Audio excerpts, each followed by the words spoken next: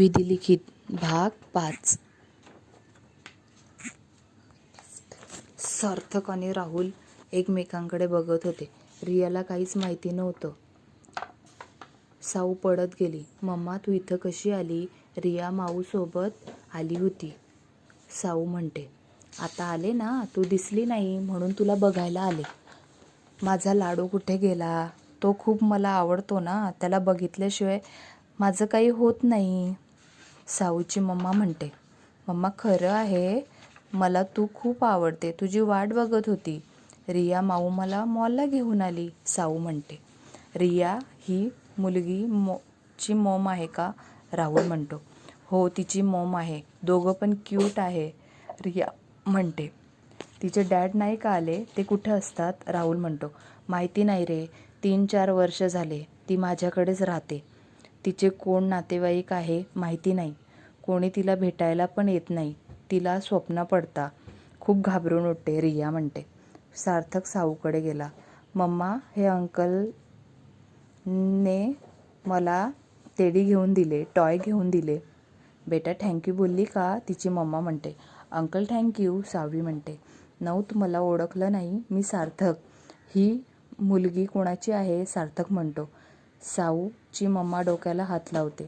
तिचं डोकं दुखायला लागतं. ती बेशुद्ध होते. सार्थक तिला पकडतो. राहुलला हाक मारतो.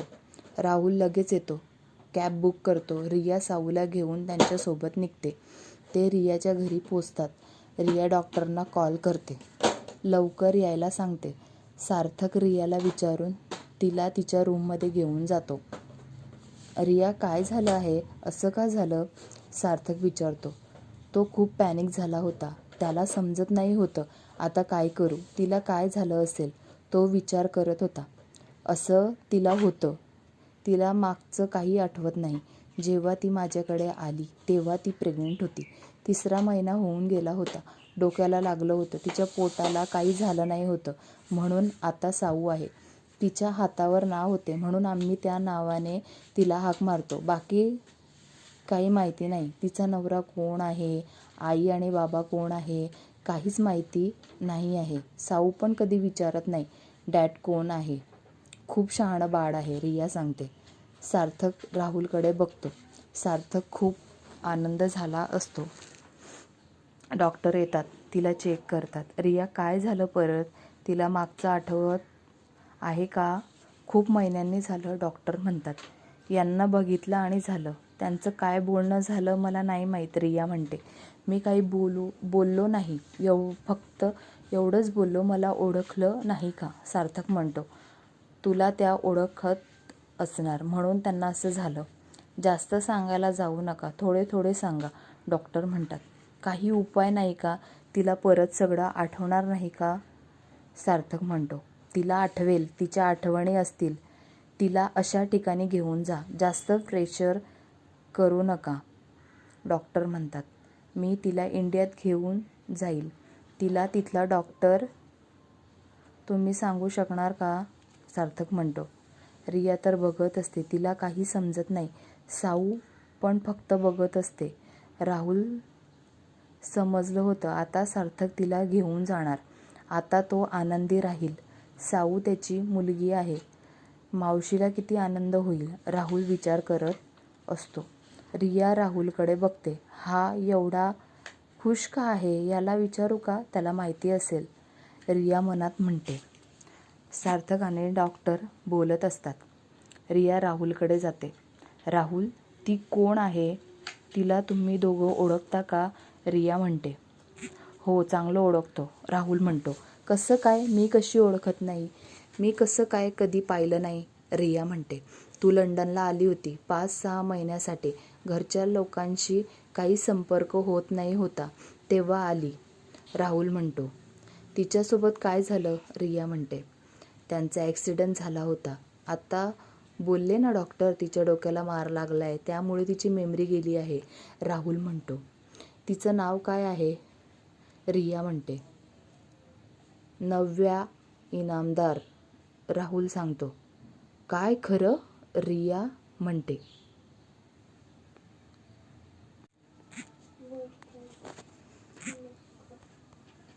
ही सार्थकची बायको आहे, राहुल म्हणतो. नव्या इनामदार, उंच, गोरी, छान डोळे, बारीक केस पण लांब, छान, शांत, मनमिळाऊ, प्रेमळ, सगळ्यांना मदत करणारी. तिला साऊ म्हणतात. तिचं हसणं खूप छान होतं.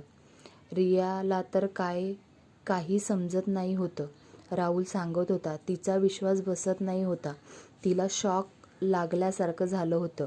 सार्थक ती खूप चांगले ओळखत होती. एवढंच झालं मला काहीच माहिती नाही, ती विचार करत होती. रिया तुला कुठं मिळाली? एवढे वर्ष तुझ्याकडे कशी आली? सार्थक म्हणतो. रिया सांगायला लागते. माझा मित्र, त्याला दिसली. त्याने तिला मदत केली. मला सांगितलं. रिया सांगायला लागली. फ्लॅशबॅक. रिया मला मदत कर. मी इंडियामध्ये आला आहे.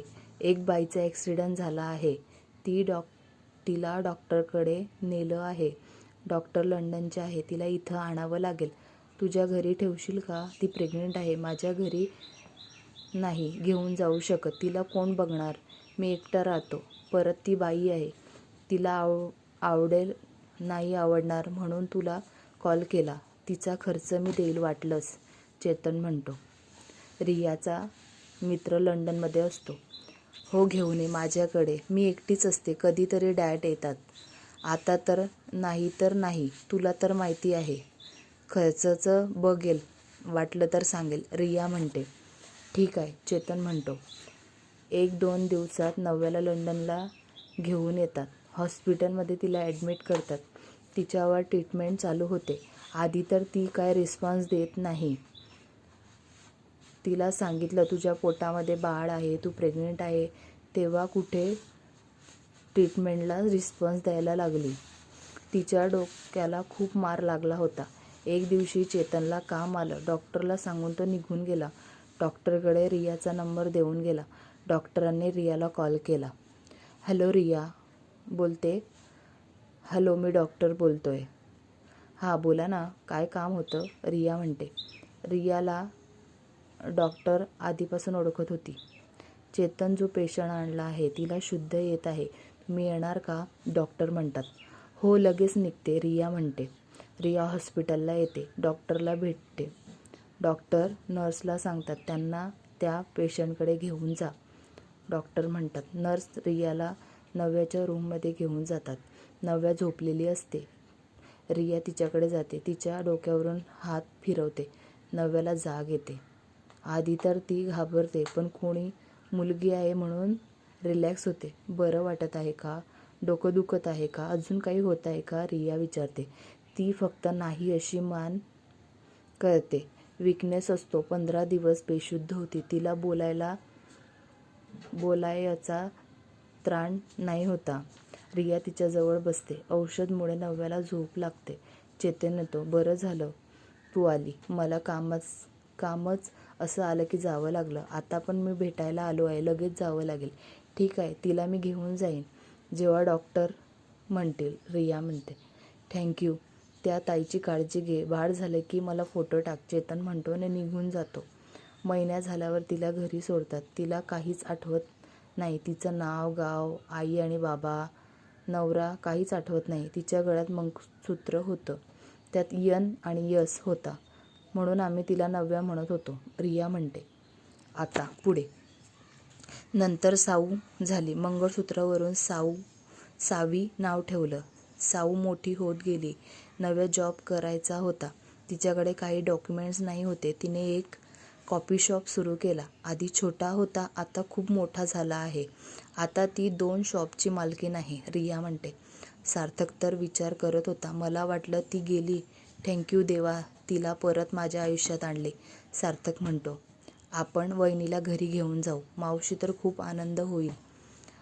साऊ येशील ना आमच्या घरी? राहुल म्हणतो. रिया माऊ एकटी राहील ना? साऊ म्हणते. तिला पण घेऊन जाऊ का? राहुल म्हणतो. सार्थकला समजतं. तो हसतो. नव्या सगळीकडे बघत असते. तिला काही समजत नाही. आठवत तर काहीच नाही आहे. ती बोलायला लागते. मी तुमची बायको आहे काय? कसं काय? मला तर काहीच आठवत नाही, नव्या म्हणते. घरी गेल्यावर तिला आपल्या लग्नाचे फोटो व्हिडिओ दाखव. दाखवतो. आईला तर खूप आनंद होईल, सार्थक म्हणतो. माझे आई आणि बाबा असतील ना, नव्या म्हणते. हो आहे ना, त्यांना तर खूप आनंद होईल. त्यांची मुलगी जिवंत आहे, सार्थक म्हणतो. नव्याचे प्रश्न काही संपत नाही होते. सार्थक सगळ्या प्रश्नाची उत्तर देत होता. रिया, राहुल, साऊ त्यांच्याकडे बघत होते. आता बघू पुढे.